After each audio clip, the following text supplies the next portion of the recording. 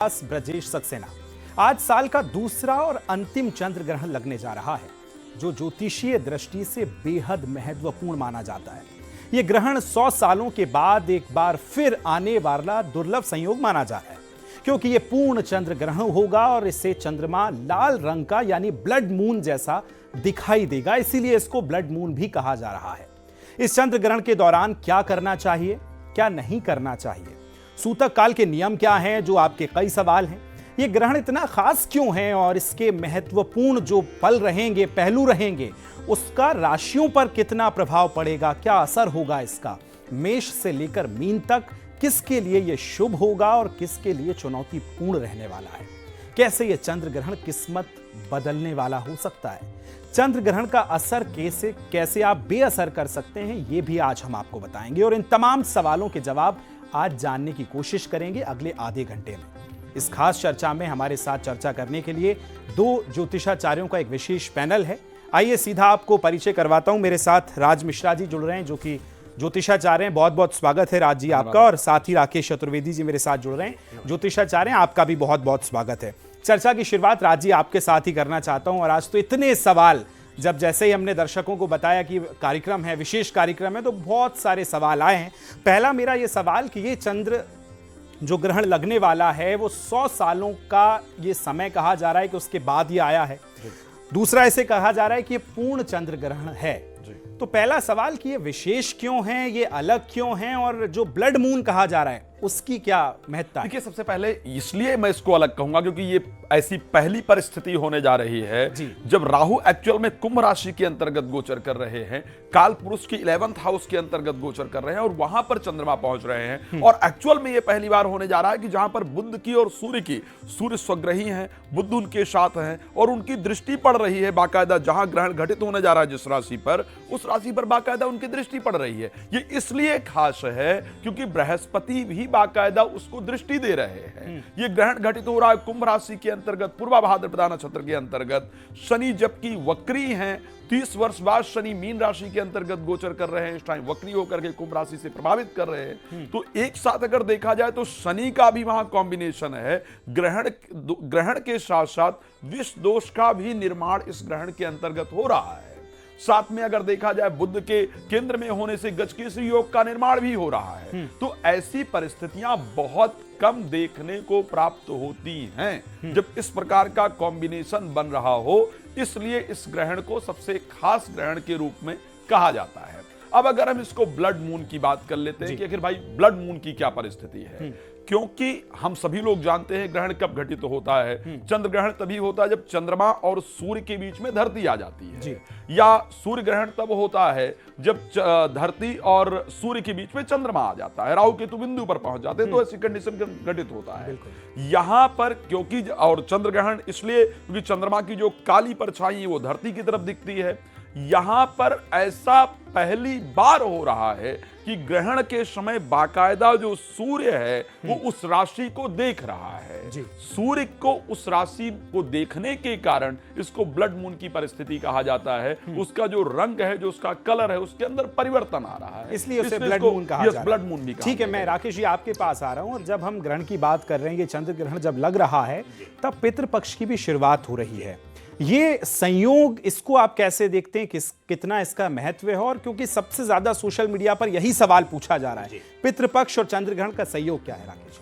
देखिए, बिल्कुल, क्योंकि कहते हैं कि प्रतिपदा तिथि से लेकर के जो सर्वपितृ अमावस्या है वहां तक पितृपक्ष माना जाता है। लेकिन पूर्णिमा तिथि पर जिनकी भी मृत्यु या जिनका अंतिम संस्कार दोनों तिथियों से गणना किया जाता है, उनका जो है पूर्णिमा तिथि पे अगर हुआ है तो वहां पर विशेष रूप से पूर्णिमा तिथि को ही प्रथम श्राद्ध माना जाता है, यानी पूर्णिमा तिथि पर श्राद्ध किया जाता है। एक बहुत बड़ा यहां पर भ्रम आएगा, बिल्कुल, बहुत जो है आपने उचित प्रश्न किया और बहुत लोगों के मन में भ्रम होगा कि अब आज क्योंकि 12:58 से ही श्राद्ध पक्ष विशेष रूप से सूतक लग जाएगा और श्राद्ध जो है दोपहर में ही किया जाता है। कहते हैं कि संध्या बेला के भोजन से पहले ही श्राद्ध का भोजन कराना उचित रहता है। तो अब लोगों के मन में संदेह रहे रहेगा कि अब श्राद्ध आज का करें या ना करें, तो उसका एक सर्वोत्तम तरीका है कि आप जो है विशेष रूप से सूतक से पहले अगर भोजन बन गया है तो ठीक है, नहीं तो आप विशेष रूप से भोजन में या जल में जो भी पदार्थ आपने किया हुआ है, इंतजाम किया हुआ है जो है पितृपक्ष के लिए,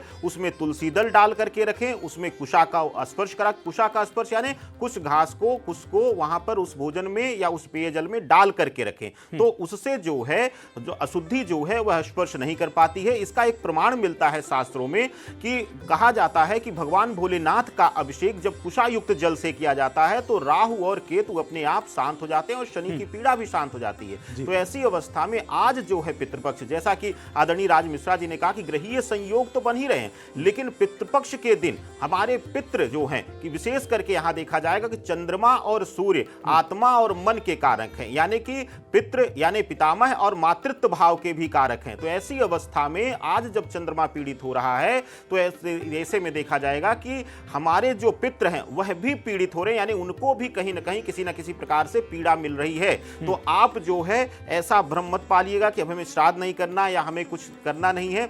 आप जो है पहले भोजन बना लें, तैयारी कर लें, उसमें जो है कुशा युक्त घास, कुशा घास और जो है तुलसी दल डाल कर रखें और प्रथम भोग जो है वह अपने पितरों को लगाएं, यह आपके लिए उचित रहेगा। ठीक है, तो ये दोनों हमने संयोग देखा कि चंद्र ग्रहण के साथ पितृपक्ष की शुरुआत हो रही है। लेकिन राज मिश्रा जी, जब हम ग्रहण का जिक्र करते हैं तो हम बचपन से ये देखते हैं कि सबसे पहले माता पिता जो हैं वो अपने परिवार में बच्चों को, सभी पड़ोसियों से, मेहमानों से, रिश्तेदारों से ये कहते हैं कि सूतक काल की बड़ी चर्चा होती है कि सूतक काल अब से शुरू हो रहा है, इसमें ये करना है, ये नहीं करना है। वो जरा बताएं कब से इसकी शुरुआत है। जी, दोनों चीजें बहुत महत्वपूर्ण है। मुझे लगता है कि जो मेरे ऋषि मुनि थे, जो वो साइंटिस्ट थे ना, उनके इतना बेहतरीन समाज का योगदान शायद देखने को नहीं मिलता है। कितना बेहतरीन तरीके से उन्होंने चीजों किया था। सूतक काल का प्रारंभ होता है हमेशा सूर्य ग्रहण में 12 घंटे पहले सूतक काल प्रारंभ होता है और चंद्र ग्रहण के अंतर्गत हमेशा 9 घंटे पहले सूतक काल प्रारंभ होता है। जैसा कि 9:57 पर या 9:58 पर रात्रि में ग्रहण है और उसी प्रकार दोपहर को 12:57 या 58, हम दोनों 1 मिनट का डिफरेंस कई पंचांगों के अंदर है, तो हम ये कह सकते हैं कि सूतक काल प्रारंभ हो जाएगा। सूतक काल का तात्पर्य क्या है? एक चीज हम सबको समझना होगा ग्रहण को लेकर के। हमें सूर्य और चंद्रमा की जो एनर्जी है वो हमारे लिए बहुत महत्वपूर्ण है। जी, स्पेशली अगर देखा जाए, आप देखते हैं समुद्र में जो ज्वार भाटा आता है वो चंद्रमा की कलाओं के दृष्टिकोण से आता है। हमारे शरीर के अंतर्गत 75% जो वाटर है, जो पानी है, 75% पूरी बॉडी में है, लेकिन अगर मस्तिष्क में देखा जाए तो 75 से 80% है। बिल्कुल। यानी चंद्रमा हमारे मस्तिष्क को बहुत प्रभावित करता है। जब चंद्र पर ग्रहण लगता है तो ऐसी परिस्थिति के अंतर्गत उसकी जो एनर्जी हमको प्राप्त होनी चाहिए वो नहीं होती है और वो जो धरती का चंद्रमा और सूर्य के बीच में आने का जो डायरेक्टली तो नहीं आ जाती है ना, 5 कोण का जो 5 अंश का है वो डिफरेंस है सूर्य, चंद्रमा और पृथ्वी के जो चलने का तरीका है।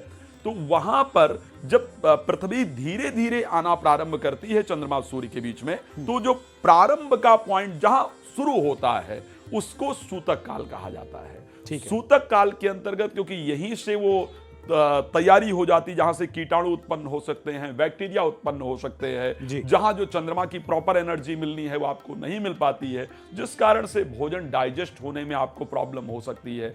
जब ग्रहण लगता है, ये बहुत इंपॉर्टेंट चीज है, मैं दोनों तरीके से बता रहा हूं, साइंटिफिक भी और सनातन भी। सनातन पूरी तरह साइंटिफिक दृष्टिकोण है, तो सनातन के दृष्टिकोण से, अगर साइंस के दृष्टिकोण से उठा करके देखा जाए, तो जब अंधेरा होना प्रारंभ होता है, यानी जो ऊर्जा मिलनी चाहिए वो नहीं मिलती है, तो हमारे ब्रेन के अंदर स्लीप हार्मोन्स रिलीज होना प्रारंभ हो जाते हैं, जिससे आपको सुस्ती आनी शुरू हो जाती, आलस्य आना शुरू हो जाता है, बैक्टीरिया, वायरस इत्यादि उत्पन्न होना शुरू हो जाते हैं। तो अगर पॉसिबल हो तो सूतक से पहले हमको भोजन इत्यादि कर लेना चाहिए। ऐसा पॉसिबल जनरली 9 घंटे पहले ग्रहण है, सूतक प्रारंभ होता है, 3.5 घंटे का ऑलरेडी ग्रहण है, तो 9, 3, 12, 12.5 घंटे का समय, इतना समय कोई प्यासा नहीं रह सकता है, भूखा नहीं रह सकता है। हमें ये कोशिश करना चाहिए सूतक काल के अंतर्गत, ये बहुत ध्यान रखना है। अगर आप ड्राइव कर रहे हैं तो बहुत केयरफुली ड्राइव कीजिए, आराम से गाड़ी चलाइए, भागिए मत, बिकॉज उस टाइम आपके ब्रेन को जितनी एनर्जी चाहिए चंद्रमा से उतनी नहीं मिल रही है। एक्सीडेंट, दुर्घटना इत्यादि के चांस सबसे अधिक होंगे। ग्रहण को लेकर के अगर वर्णन किया जाए तो गर्ग संहिता इत्यादि के अंतर्गत या ऋग्वेद में भी ग्रहण का बहुत प्रॉपर तरीके से वर्णन किया गया है। अब अगर आप भोजन कर रहे हैं, चाहे वो ग्रहण काल में बहुत मजबूरी में भोजन करना चाहिए, सूतक काल में भोजन किया जा सकता है, लेकिन यह ध्यान रखना चाहिए लिक्विड जो चीजें हैं वो ज्यादा लें। ऐसा भोजन ना करें, लाइक बैगन नहीं खाना चाहिए बिकॉज डाइजेस्ट होने में प्रॉब्लम करेगा। कटहल आपको नहीं खाना चाहिए, उड़द नहीं खाना चाहिए, नॉनवेज इत्यादि का सेवन नहीं करना चाहिए, अल्कोहल आपको नहीं लेना चाहिए। जो चीजें डाइजेस्ट होने में प्रॉब्लम कर सकती हैं, क्योंकि इस समय पर जो आपका डाइजेस्टिव सिस्टम है वो उतनी एक्टिव तरीके से काम नहीं करता है। बैक्टीरिया वायरस जो है उनका जो उत्पन्न होने का समय है वो सूतक काल से प्रारंभ हो जाता है। तो ऐसे कंडीशन में आपको तुलसी डालकर पानी पिएं, भोजन में तुलसी इत्यादि यूज करें, बिकॉज वो एंटीबायोटिक है। बिल्कुल, निश्चित तौर पर। तो ये वो तमाम चीजें हैं जो आपको सूतक काल के दौरान नहीं करना चाहिए या करना चाहिए। मैं राकेश जी आपके पास आ रहा हूं। सूतक काल हमने देखा, अब चंद्र ग्रहण के दौरान बड़ी आसान भाषा में सरल तौर पर हमारे दर्शकों को ये बताएं कि उस दौरान क्या नहीं करना है पहले तो, और क्या उससे पहले कर लेना है और क्या करना है। देखिए, बहुत अच्छी तरीके से आदरणीय राज मिश्रा जी ने इसको विज्ञान और अध्यात्म दोनों दृष्टिकोण से बताया। इसको इसी शब्द को पूरक करके, क्योंकि आपका जो प्रश्न है ये इसी से आगे बढ़ते हुए पूरक प्रश्न है, तो ऐसी अवस्था में हम उसी शब्दों को आदरणीय राज मिश्रा जी के बढ़ाते हुए कहते हैं, आज विज्ञान मजबूर हो गया है कहने पर डॉक्टर्स एडवाइस करते हैं कि सूर्यास्त से पहले पहले भोजन कर लीजिए, वो आपके लिए हितकारी रहेगा। क्यों कहा जाता है? क्योंकि सूर्य ही उष्मा का एकमात्र कारक है, और जब चंद्र ग्रहण लगता है तो इनडायरेक्टली जो धरती पर जिस हिस्से पर चंद्रमा के माध्यम से ऊर्जा पहुंचनी होती है वह बंद हो जाती है और वह दूषित हो जाती है। जब मध्य में आ जाए तो उसमें बहुत सारे बैक्टीरिया, कीटाणु इत्यादि जनरेट हो जाते हैं। अब यहां पर एक प्रश्न आता है कि ग्रहण काल में क्या नहीं करना है। ग्रहण काल में विशेष करके सूतक में, जैसा कि आदरणीय राज मिश्रा जी ने कहा कि बहुत लंबा समय है, 9 घंटे का, और बहुत बच्चे हैं या कुछ दिनचर्या ऐसी है, आप लोग ऑफिस में हैं, बोल रहे हैं, तो आप जल लेंगे ही लेंगे। तो ऐसी अवस्था में विशेष रूप से आपके लिए ग्रहण काल में बंधन आ जाता है कि भोजन मत करिए। ग्रहण काल से पहले अगर मजबूरी है तो भोजन कर लीजिए, सूतक में वो चलेगा तुलसी दल डाल करके। ग्रहण काल में आप भोजन मत करिए। बिस्तर पर शयन करने की वर्जना मानी गई है, खास करके शयन निद्रा मुद्रा में आने के लिए ग्रहण काल के दौरान वर्जना मानी गई है, क्योंकि मन का कारक है चंद्रमा और वह ग्रसित हो रहा है। तो ऐसी अवस्था में मन में जो है दुर्विचार या किसी तरीके का नकारात्मक स्वप्न इत्यादि या नकारात्मकता आने की संभावना बढ़ जाती है। अब करना क्या है यह भी सुन लीजिए। करना यह है कि अगर आप जो है गुरु दीक्षित हैं तो आप अपने गुरु मंत्र का जाप करिए, नहीं तो नाम जाप करिए। सबसे पुनीत कलयुग में नाम जाप कहा गया है सीताराम सीताराम या राधे कृष्ण नमः शिवाय का जाप। आप नमः भगवते वासुदेवाय या नमः भगवते रुद्राय यह मंत्र का पाठ आप कर सकते हैं। और आपके लिए एक बहुत जरूरी चीज हो जाती है, आज लोग कहेंगे जाप करिए, लोग कहेंगे पाठ करिए, ग्रहण कोई भी हो, सबसे बड़ा जरूरी होता है, अनिवार्यता होती है कि आप मानसिक जाप करिए। सबसे उत्तम जो जाप माना गया है वह मानसिक जाप माना गया। कहते हैं कि मन की ऊर्जा जो है सीधा चंद्रमा को जो है स्पर्श करती है, कनेक्ट करती है, तो उसके मंत्रों की शक्ति, मंत्रों की ऊर्जा जो है वह तुरंत बढ़ जाती है, तुरंत बूस्ट हो जाती है और आपके मन और शरीर दोनों को वह बैलेंस कर देती है। और गर्भस्थ जो स्त्रियां हैं उनके लिए कहा जाता है कि कोई फल इत्यादि ना काटें, सब्जी इत्यादि ना काटें ग्रहण के दौरान। और इस पे तो सोशल मीडिया पे बड़ी सारी चीजें वायरल हो रही हैं जब से ग्रहण का पता चला है। ठीक है, मैं लौट रहा हूं आपके पास। राज मिश्रा जी, एक और बड़ा सवाल, और ये सवाल उन तमाम दर्शकों के लिए है जो बड़ी उत्सुकता से जानना चाहते हैं कि ये पूर्ण चंद्र ग्रहण जिसे ब्लड मून कहा जा रहा है, इसका कई राशियों पर पॉजिटिव असर है और कुछ के लिए ये थोड़ा चुनौतीपूर्ण होने वाला है। राशियों के हिसाब से अगर राजी बता पाए। बिल्कुल, ये सत्य है कि जब भी कोई भी घटना इस संसार के अंदर घटित होती है तो उसका नेगेटिव और पॉजिटिव दोनों पॉइंट। मैं एक और एस्पेक्ट आपको बताना चाहता हूं। ग्रहण में स्पेशली मैं 3 लोगों की राशियां, भारत के अंदर भारतीय प्रधानमंत्री नरेंद्र मोदी जी की वृश्चिक राशि है। एक और चीज, डोनाल्ड ट्रंप की वृश्चिक राशि है। जी, डोनाल्ड ट्रंप और प्रधानमंत्री जी की कुंडली एक दूसरे से मैच करती है। लग्न में डोनाल्ड ट्रंप के मंगल है और लग्न में भारतीय प्रधानमंत्री जी के मंगल है। हाँ। और उसके साथ एक और चीज, राहुल गांधी की वृश्चिक राशि है। तो एक बड़ा डिफरेंट ये है। और उसमें डोनाल्ड ट्रंप का जो जन्म हुआ वो भी ग्रहण योग के अंतर्गत हुआ है। उनका चंद्रमा और केतु वृश्चिक राशि के अंतर्गत है, इसीलिए ग्रहण से पहले आपने इफेक्ट देखा कि उनके अंदर एक डिफरेंट बदलाव आपने देखा है। चलिए, हम राशि पर बात कर रहे थे इसलिए मैंने इसको किया है। ये ग्रहण जो घटित होने जा रहा है वो कुंभ राशि के अंतर्गत घटित होने जा रहा है, पूर्वा भाद्रपदा नक्षत्र के अंतर्गत घटित होने जा रहा है। स्पेशली मैं अगर बड़े लेवल पर खराब की बात करूं, कर्क राशि के लिए ये ग्रहण नुकसानदायक है, निहायत ही नुकसानदायक कर्क राशि है के लिए। कर्क राशि के लिए। अगर स्पेशली मैं सभी राशियों पर क्या क्या रिजल्ट होगा उसकी बात जी, करूंगा। एक बार अगर पूरा बता मैं दें सब पे बात करता हूं। मेष राशि के लिए ग्रहण बहुत फायदेमंद है, आपको प्रसन्न होने की जरूरत है, और प्रसन्नता भी उन लोगों के लिए ज्यादा है जो लोग स्पेशली लॉटरी, सट्टा, शेयर मार्केट इत्यादि की तरफ प्रयास कर रहे थे आपके लिए, और जो लोग पार्टनरशिप में बिजनेस करना चाह रहे थे, तो आपको इस क्षेत्र में बहुत शानदार रिजल्ट मिलता हुआ दिख रहा है। मैंने इसीलिए कहा कि हर चीज फायदेमंद नहीं होती, हर चीज नुकसानदायक नहीं होती है। तो मेष राशि के लिए ग्रहण बहुत फायदेमंद है। अब अगर हम वृष राशि को लेकर के बात करते हैं तो भी ये ग्रहण बहुत फायदेमंद है। आपके 10th हाउस में ये ग्रहण घटित होने जा रहा है। जो प्रोफेशनल वर्क आपका रुका हुआ था, जिसके लिए आप बहुत दिन से कोशिश कर रहे थे, कर रही थी, चाहे वो व्यापार एक्सटेंड करने की बात करें, नए बिजनेस को शुरू करने की बात करें, नौकरी परिवर्तन की बात करें, इंक्रीमेंट वगैरह की बात करें, वो सब कुछ आपका होने जा रहा है इस ग्रहण के कारण। तो मेरे दृष्टि से स्पेशली मेष राशि और वृष राशि वालों को खुश हो सकते हैं, होने की आवश्यकता है। ठीक है, उनके लिए ग्रहण होकर के भी आपके लिए फायदेमंद है। बट मैं ये कह दूं कि नहीं साहब, आप आराधना ना करें या मन को स्ट्रांग, ग्रहण मन को पावरफुल करने का एक बहुत बड़ा रास्ता है, तो उसके साथ ये करने की आवश्यकता है। अगर मैं मिथुन राशि पर जाता हूं, मिथुन राशि के 9th हाउस के अंतर्गत यह ग्रहण घटित हो रहा है, तो खास करके आप जो कुछ कोई रिसर्च कर रहे हैं, किसी चीज की तैयारी कर रहे हैं, वहां पर आपके इस ग्रहण से रुकावट आने के चांस है। ओके, धर्म की तरफ से आपकी रुचि हटने का चांस है, तो इसलिए आपको ग्रहण के दौरान अपने लिए, ताकि ये रुकावट ना आए, किसी बुक को रीड करने की आवश्यकता है। जो आप रिसर्च कर रहे हैं उसके बारे में अत्यधिक सोचने की आवश्यकता है, और कोई धार्मिक कृत्य लाइक कोई मंत्र इत्यादि अगर किया जाए तो उसको चैंट करने की आवश्यकता है। कर्क राशि के लिए ग्रहण नुकसानदायक है, बिकॉज अष्टम भाव के अंतर्गत घटित हो रहा है। स्पेशली आपको ध्यान रखना है, एक तो ड्यूरिंग ग्रहण, जो ग्रहण का समय होगा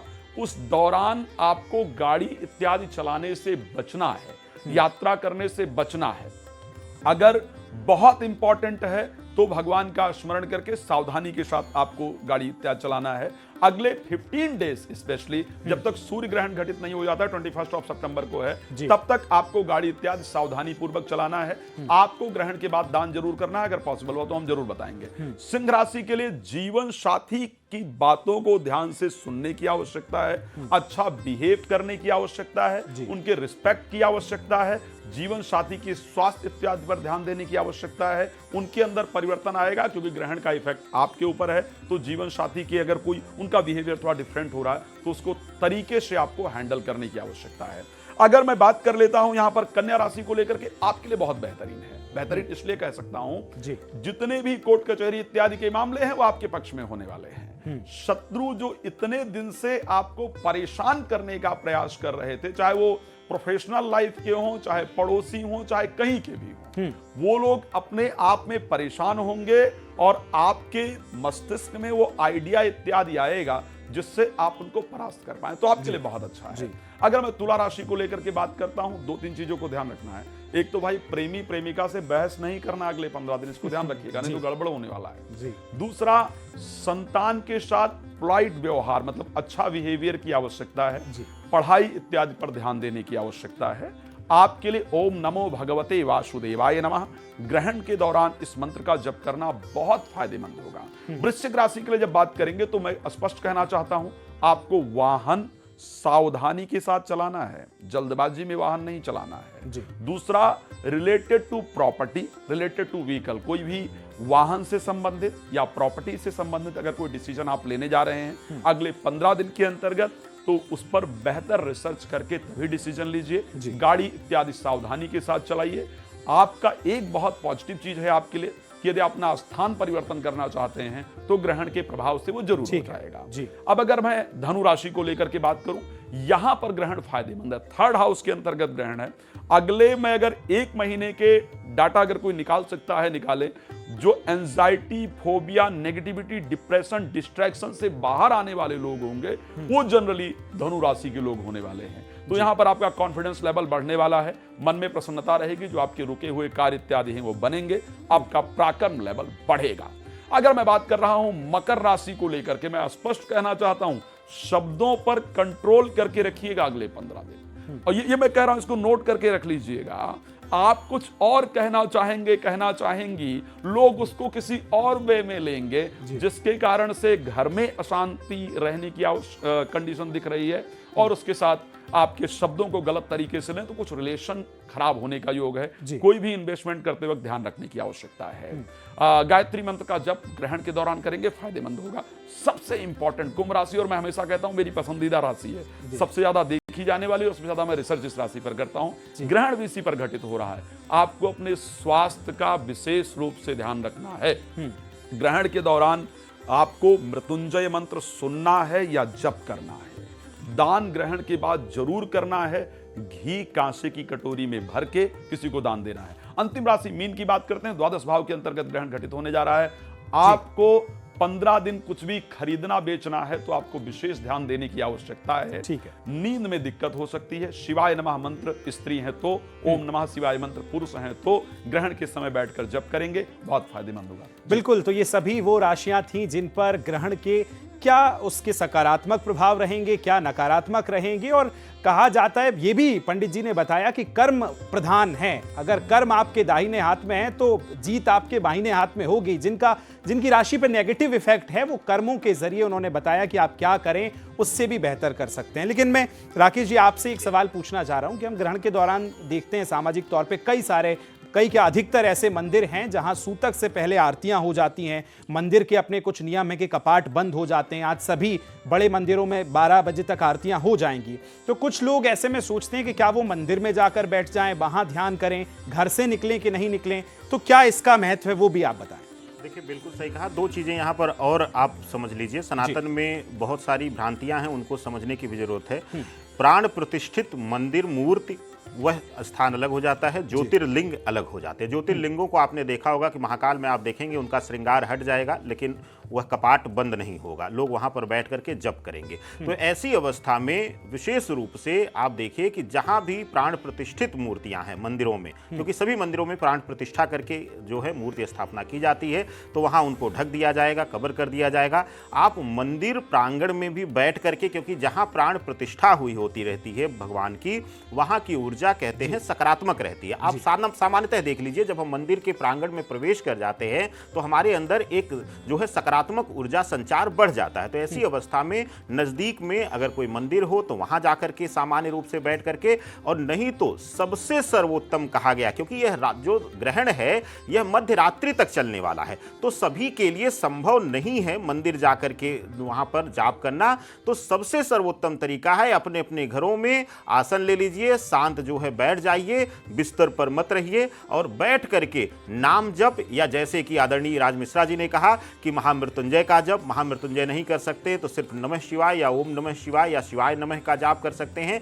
और सबसे सर्वोत्तम मंत्र जो है सनातन में कहा गया है कि दोनों के लिए, इष्ट के दो हमारे इष्ट हैं भगवान विष्णु और शिव के लिए, ओम नमो भगवते रुद्राय, इस मंत्र का जाप करिए, अद्भुत लाभ आपको मिलेगा। और आपको जैसे शुरुआत में कहा, जो लोग गुरु दीक्षित हैं आप लोग बिल्कुल भ्रमित मत होइएगा सिर्फ गुरु मंत्र का, क्योंकि शास्त्र कहता है कि अगर ईश्वर से पहले अगर किसी की वंदना की जाती है तो वह गुरु है। तो गुरु मंत्र का ही जाप आप करेंगे, वही आपको जो है असीमित शक्ति देगा और इस ग्रहण को भी आपको सुंदर कर देगा और इससे भी वरदान लेने की शक्ति प्रदान कर देगा। निश्चित तौर पे राज जी, एक और अब चलते चलते, जो कि समय की अपनी सीमा है और सवाल बहुत सारे हैं, हालांकि इतने सारे सवाल हैं, लेकिन ग्रहण को लेकर कुछ मान्यताएं हैं और कुछ भ्रांतियां हैं। जैसे अभी पंडित जी जिक्र कर रहे थे कि गर्भवती महिलाओं को बाहर नहीं जाना चाहिए, चाकू या कैंची नहीं चलाना चाहिए, रात में तेज म्यूजिक, डांस, ये तमाम चीजों से बचना चाहिए। तो इन भ्रांति और मान्यताओं पर जरा थोड़ा सा क्लियर कर मेरी दृष्टि से सनातन में, मैंने दोबारा कहा इस बात को कि सनातन के ऋषि दोनों लोगों का ध्यान रखकर, पढ़े लिखे और अनपढ़ दोनों को समझ आए, वो साइंटिस्ट वो काम करते थे।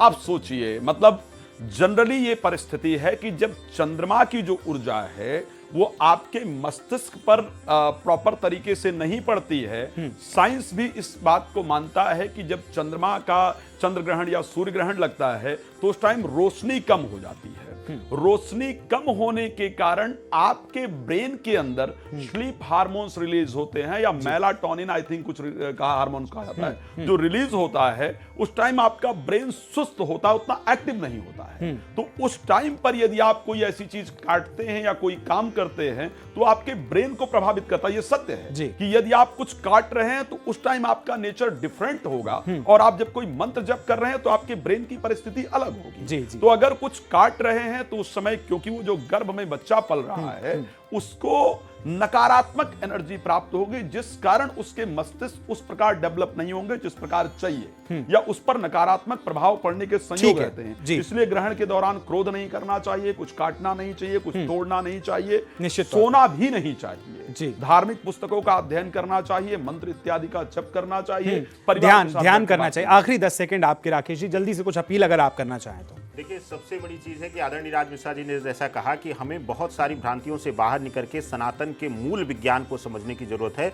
और सूर्य और चंद्रमा यह दो माध्यम हैं। जब सूर्य प्रत्यक्ष रूप से हमारे धरा को स्पर्श नहीं करता तो चंद्रमा को माध्यम बनाता है, और अगर सूर्य या चंद्रमा में से कोई पीड़ित हो रहा है तो आप आत्मीय रूप से या मानसिक रूप से पीड़ित होंगे, निश्चित तौर पर पीड़ित होंगे। और इन तमाम चीजों का ध्यान आपको रखना है। जो सवाल आपके थे वो आज हमने जवाब जानने की कोशिश की है। और कहा जाता है कि विज्ञान प्रत्यक्ष सत्य है, लेकिन आस्था अज्ञात पर विश्वास है।